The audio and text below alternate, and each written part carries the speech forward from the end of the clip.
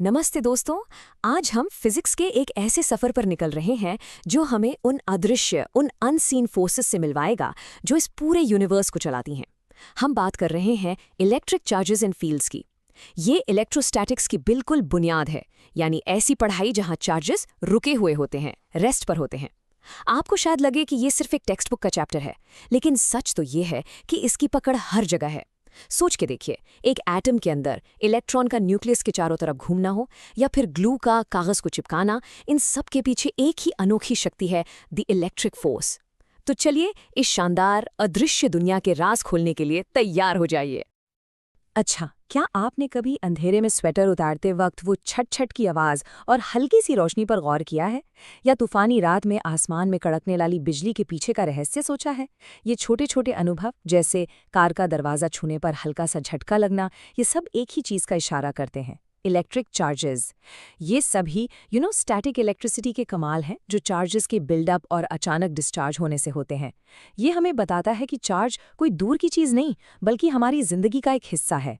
ये फिजिक्स में, इंजीनियरिंग में और हमारी रोज़मर्रा की ज़िंदगी में इतना ज़रूरी क्यों है, आज हम इसे ही गहराई से समझेंगे। इस पूरे एक्सप्लेनर में हम बिल्कुल शुरू से शुरू करेंगे। सबसे पहले हम इलेक्ट्रिक चार्ज के कॉन्सेप्ट को पूरी तरह से समझेंगे। फिर हम इलेक्ट्रिक फील्ड की अदृश्य दुनिया में कदम रखेंगे।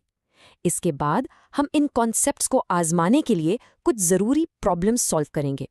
फिर हम देखेंगे कि ये सब चीज़ें हमारी असली दुनिया में कहाँ काम आती हैं, और आखिर में हम सारे इंपॉर्टेंट पॉइंट्स को एक साथ रिवाइज करेंगे। तो चलिए अपने पहले सेक्शन की शुरुआत करते हैं, इलेक्ट्रिक चार्ज को समझना। ये इस पूरे टॉपिक का सबसे ज़रूरी हिस्सा है, इसकी नींव है। अगर आपने चार्ज के कॉन्सेप्ट को ठीक से पकड़ लिया तो आगे के सारे कॉन्सेप्ट्स आपको बहुत आसान लगेंगे। तो आखिर ये इलेक्ट्रिक चार्ज है क्या? इसे ऐसे समझिए जैसे मैटर के पास मास यानी द्रव्यमान होता है, वैसे ही उसके पास एक और बुनियादी, एक इंट्रिंसिक प्रॉपर्टी होती है जिसे हम चार्ज कहते हैं। मास की वजह से कोई चीज़ ग्रेविटी फील करती है और चार्ज की वजह से वो इलेक्ट्रोमैग्नेटिक फील्ड में फोर्स फील करती है। ज्यादातर चीजें न्यूट्रल होती हैं क्योंकि उनमें पॉजिटिव चार्जेस यानी प्रोटॉन्स और नेगेटिव चार्जेस यानी इलेक्ट्रॉन्स की संख्या बराबर होती है। लेकिन जैसे ही ये बैलेंस बिगड़ता है, चीज चार्ज्ड हो जाती है। अगर कोई एटम इलेक्ट्रॉन्स खो देता है तो उस पर पॉजिटिव चार्ज आ जाता है, और अगर वो इलेक्ट्रॉन्स हासिल कर लेता है तो उस पर नेगेटिव चार्ज आ जाता है। सिंपल। अब आती है चार्ज की तीन सबसे जरूरी और कमाल की प्रॉपर्टीज। पहली है एडिटिविटी। चार्ज एक स्केलर क्वांटिटी है, इसलिए इसे जोड़ने के लिए सिंपल अलजेब्रा का इस्तेमाल होता है। मान लीजिए एक सिस्टम में +5c, -2c और +3c चार्ज हैं, तो टोटल चार्ज होगा 5 - 2 + 3 यानी +6 कूलम। Simple, right? दूसरी प्रॉपर्टी है कंजर्वेशन। एक अलग थलग आइसोलेटेड सिस्टम में आप चार्ज को बना या मिटा नहीं सकते, सिर्फ एक जगह से दूसरी जगह ट्रांसफर कर सकते हैं। ये यूनिवर्स का एक फंडामेंटल लॉ है। और तीसरी और सबसे हैरान करने वाली प्रॉपर्टी है क्वांटाइजेशन। इसका मतलब है कि चार्ज छोटे छोटे पैकेट्स में आता है। इस दुनिया में सबसे छोटा चार्ज ई है, यानी एक इलेक्ट्रॉन का चार्ज। किसी भी चीज पर जो टोटल चार्ज होगा वो हमेशा इस ई का पूर्ण गुणांक या इंटीग्रल मल्टीपल होगा। फॉर्मूला है Q = Ne। आप किसी को 1 इलेक्ट्रॉन दे सकते हैं, 2 दे सकते हैं या 1 करोड़ दे सकते हैं, लेकिन आप कभी भी आधा या सवा इलेक्ट्रॉन ट्रांसफर नहीं कर सकते। ये कुदरत का एक बुनियादी नियम है।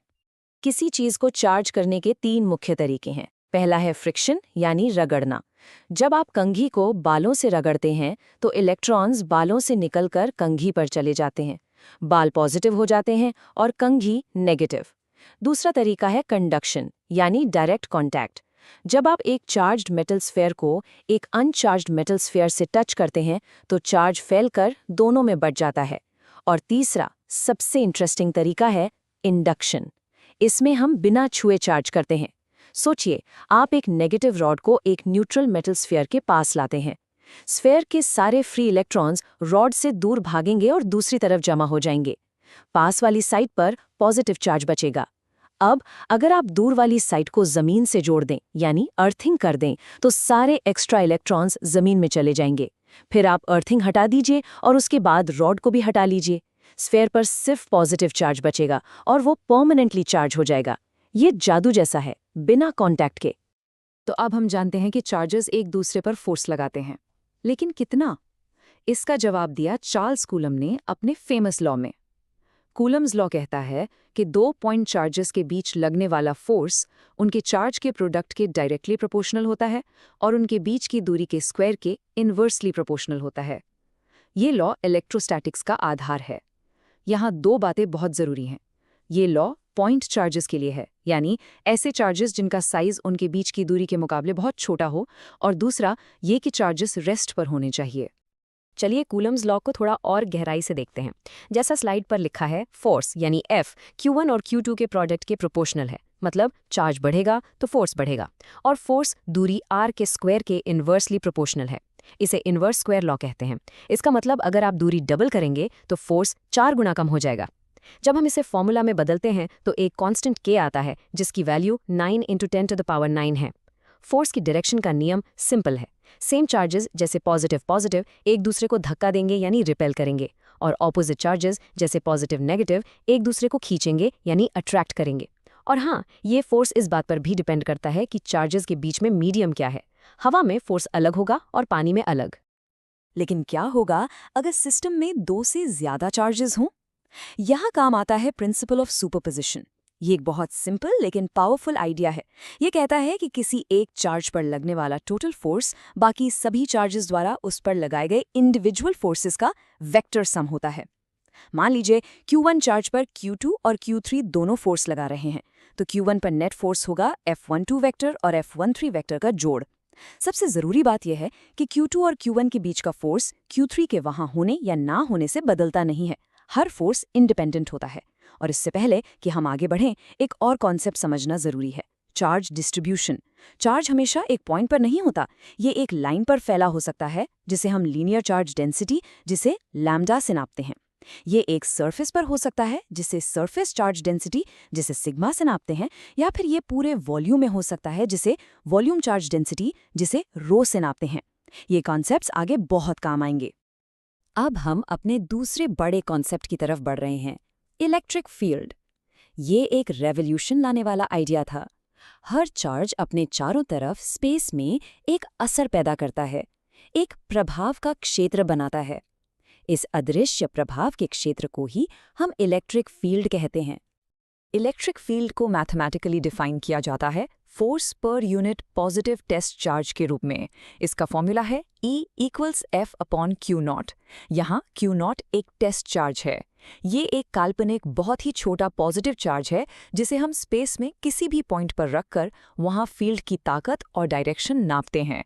हम इसे इतना छोटा मानते हैं कि इसकी अपनी फील्ड मेन सोर्स चार्ज की फील्ड को डिस्टर्ब ना करे। तो जिस भी डायरेक्शन में ये पॉजिटिव टेस्ट चार्ज फोर्स महसूस करेगा, वही उस पॉइंट पर इलेक्ट्रिक फील्ड की डायरेक्शन होगी। ये किसी जगह की प्रॉपर्टी है जो सोर्स चार्ज ने बनाई है। इस अदृश्य फील्ड को देखने और समझने के लिए माइकल फैराडे ने इलेक्ट्रिक फील्ड लाइंस का कॉन्सेप्ट दिया। ये काल्पनिक लाइंस हैं जिनके कुछ नियम होते हैं। पहला, ये हमेशा पॉजिटिव चार्ज से शुरू होती हैं और नेगेटिव चार्ज पर खत्म होती हैं। दूसरा, किसी भी लाइन पर खींचा गया टेंजेंट उस पॉइंट पर इलेक्ट्रिक फील्ड की डायरेक्शन बताता है। तीसरा और सबसे ज़रूरी, 2 फील्ड लाइंस कभी एक दूसरे को काट नहीं सकती। क्यों?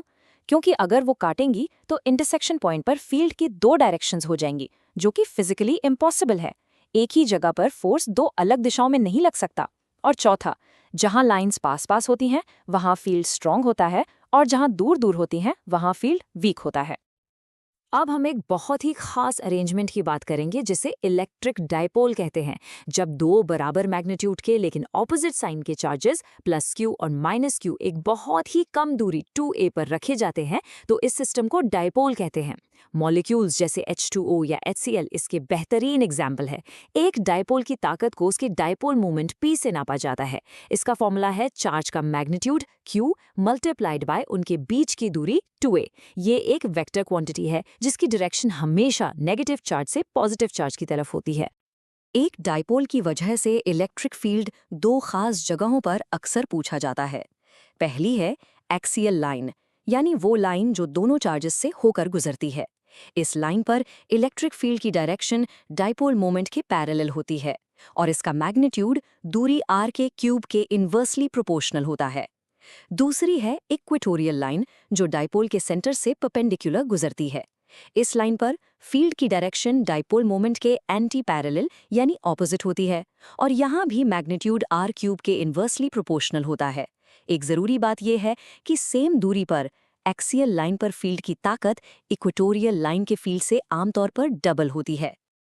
चलिए अब वक्त आ गया है कि हमने जो भी थ्योरी सीखी है उसे आजमाया जाए। इस सेक्शन में हम कुछ अहम प्रॉब्लम्स को स्टेप बाय स्टेप सॉल्व करेंगे, जिससे आपके सारे कॉन्सेप्ट्स बिल्कुल साफ हो जाएंगे और आपको कॉन्फिडेंस आएगा। हमारा पहला सवाल कूलम्स लॉ पर है। हमें दो चार्जेस दिए हैं, Q1 इज +2 माइक्रोकूलम और Q2 इज -4 माइक्रोकूलम। उनके बीच 10 सेंटीमीटर की दूरी है। हमें Q1 पर लगने वाला फोर्स निकालना है। सबसे पहला और सबसे ज़रूरी कदम है सारी वैल्यूज़ को SI यूनिट्स में बदलना। तो 2 μc बनेगा 2 × 10⁻⁻6c और 10 सेंटीमीटर बनेगा 0.1 मीटर। चलिए इसे सॉल्व करते हैं। अब इसी के साथ एक और प्रॉब्लम देखते हैं। एक पॉइंट P पर इलेक्ट्रिक फील्ड क्या होगा जो एक +5 μc के चार्ज से 20 सेंटीमीटर दूर है? ये भी एक फंडामेंटल सवाल है। पहले प्रॉब्लम के सोल्यूशन के लिए हम सीधा कूलम्स लॉ का फॉर्मूला लगाएंगे। F = K mod Q1 Q2 / r²। K की वैल्यू है 9 × 10⁹।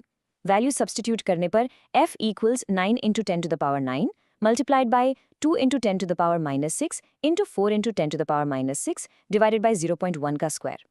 कैलकुलेशन करने पर मैग्नीट्यूड आता है 7.2 न्यूटन्स। अब डायरेक्शन क्या होगी?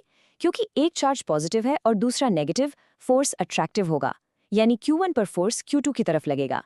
अब दूसरा प्रॉब्लम इलेक्ट्रिक फील्ड का। फॉर्मूला है E = KQ/r²। वैल्यूज रखेंगे। E = 9 × 10⁹ multiplied by 5 × 10⁻⁻6 divided by 0.2 का स्क्वायर। सॉल्व करने पर फील्ड आएगा 1.125 × 10⁶ न्यूटन्स पर कूलम। डायरेक्शन, क्योंकि सोर्स चार्ज पॉजिटिव है, फील्ड उससे दूर की तरफ यानी रेडियली आउटवर्ड होगा। अब एक थोड़ा चैलेंजिंग प्रॉब्लम जिसमें सुपरपोजिशन प्रिंसिपल लगेगा। 3 चार्ज एक लाइन में हैं।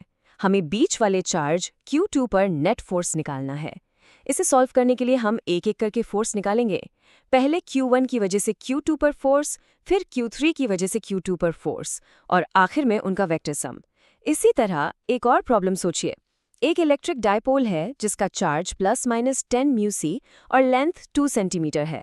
उसके एक्सियल पॉइंट पर जो सेंटर से 10 सेंटीमीटर दूर है, इलेक्ट्रिक फील्ड कितना होगा? सुपरपोजिशन प्रॉब्लम को सॉल्व करते हैं। स्टेप 1, फोर्स F21 यानी Q1 द्वारा Q2 पर लगाया गया फोर्स, ये अट्रैक्टिव होगा क्योंकि चार्जेस ऑपोजिट हैं। हम कूलम्स लॉ से इसका मैग्नीट्यूड निकालेंगे। स्टेप 2, फोर्स F23 यानी Q3 द्वारा Q2 पर लगाया गया फोर्स, ये भी अट्रैक्टिव होगा। हम इसका मैग्नीट्यूड भी निकालेंगे। Step 3, vector addition. अब यहाँ ध्यान देना है, F21 Q2 को Q1 की तरफ यानी लेफ्ट में खींच रहा है, F23 Q2 को Q3 की तरफ यानी राइट में खींच रहा है। दोनों फोर्सेस ऑपोजिट डायरेक्शन में हैं, इसलिए नेट फोर्स निकालने के लिए हम बड़े फोर्स में से छोटे फोर्स को माइनस करेंगे और डायरेक्शन बड़े फोर्स की होगी। अब डाइपोल प्रॉब्लम। पहले डाइपोल मोमेंट निकालेंगे, P = Q × 2a। फिर एक्सियल लाइन का फॉर्मूला यूज करेंगे, E = 2kp/r³। वैल्यू सब्स्टिट्यूट करके हम आसानी से फील्ड निकाल सकते हैं। ये प्रॉब्लम्स प्रैक्टिस के लिए बहुत ज़रूरी हैं। अब तक हमने जो भी पढ़ा वो सिर्फ थियरी नहीं है। इलेक्ट्रोस्टैटिक्स हमारी डेली लाइफ और टेक्नोलॉजी में हर जगह काम कर रहा है। चलिए देखते हैं कि ये अदृश्य फोर्स असली दुनिया में क्या-क्या कमाल करता है। फोटोकॉपियर मशीन स्टैटिक चार्ज के जादू पर चलती है। ये चार्ज्ड टोनर इंक को पेपर पर एक स्पेसिफिक पैटर्न में अट्रैक्ट करती है। गाड़ियों पर पेंट करने के लिए इलेक्ट्रोस्टैटिक स्प्रे पेंटिंग का इस्तेमाल होता है। पेंट की बूंदों को चार्ज करके गाड़ी की ग्राउंडेड बॉडी पर स्प्रे किया जाता है। इससे पेंट बराबरी से फैलता है और वेस्ट भी कम होता है। बड़ी फैक्ट्रीज की चिमनीज में डस्ट प्रेसिपिटेटर्स लगे होते हैं। ये चार्ज्ड प्लेट्स का इस्तेमाल करके धुएं से पोल्यूशन के पार्टिकल्स को खींच लेते हैं और हवा साफ रखते हैं। और हाँ, आसमान में चमकने वाली बिजली भी क्लाउड्स के बीच हुए एक विशाल इलेक्ट्रोस्टैटिक डिस्चार्ज का ही नतीजा है। और इससे पहले कि हम आगे बढ़ें, कुछ आम गलतियों पर भी नजर डाल लेते हैं जो स्टूडेंट्स अक्सर करते हैं, जैसे फोर्स और फील्ड की वेक्टर डायरेक्शन को भूल जाना या चार्जेस के साइन में गलती करना। हमेशा याद रखें, डायरेक्शन और साइन बहुत ज़रूरी हैं। इस एक्सप्लेनर के अंत में आइए सारे इंपॉर्टेंट पॉइंट्स को एक बार फिर से रिवाइज करते हैं ताकि ये आपके दिमाग में अच्छे से बैठ जाए। एक अच्छा समरी आपको पूरा चैप्टर एक नज़र में याद करने में मदद करेगा। तो एक रैपिड रिकैप। हमने सीखा कि चार्ज की 3 प्रॉपर्टीज़ हैं, एडिटिविटी, कंजर्वेशन और क्वांटाइजेशन। 2 पॉइंट चार्जेस के बीच फोर्स कूलॉम्स लॉ से मिलता है। बहुत सारे चार्जेस के लिए हम सुपरपोजिशन प्रिंसिपल का इस्तेमाल करते हैं, जिसमें हम सभी फोर्सेस का वेक्टर सम लेते हैं। हमने इलेक्ट्रिक फील्ड को फोर्स पर यूनिट टेस्ट चार्ज के रूप में समझा। हमने देखा कि इलेक्ट्रिक फील्ड लाइंस पॉजिटिव से शुरू होती हैं, नेगेटिव पर खत्म होती हैं और कभी एक दूसरे को नहीं काटती। और आखिर में हमने इलेक्ट्रिक डाइपोल और उसके डाइपोल मोमेंट के बारे में जाना। ये सारे कॉन्सेप्ट्स और फॉर्मूलाज इस चैप्टर की जान हैं। आज हमने चार्जेस के बीच लगने वाले एक अदृश्य फोर्स, आकर्षण और प्रतिकर्षण की गहराई को समझा। यह हमें सिखाता है कि जो दिखता नहीं है उसका भी अस्तित्व हो सकता है और वो बहुत शक्तिशाली हो सकता है। इससे एक बड़ा सवाल उठता है, हमारी इस विशाल ब्रह्मांड को और कौन सी ऐसी अदृश्य शक्तियां हैं जो इसे चला रही हैं? ग्रेविटी, न्यूक्लियर फोर्सेस, इन सब के बारे में सोचिए, सोचते रहिए और सीखते रहिए। अगले एक्सप्लेनर तक अलविदा।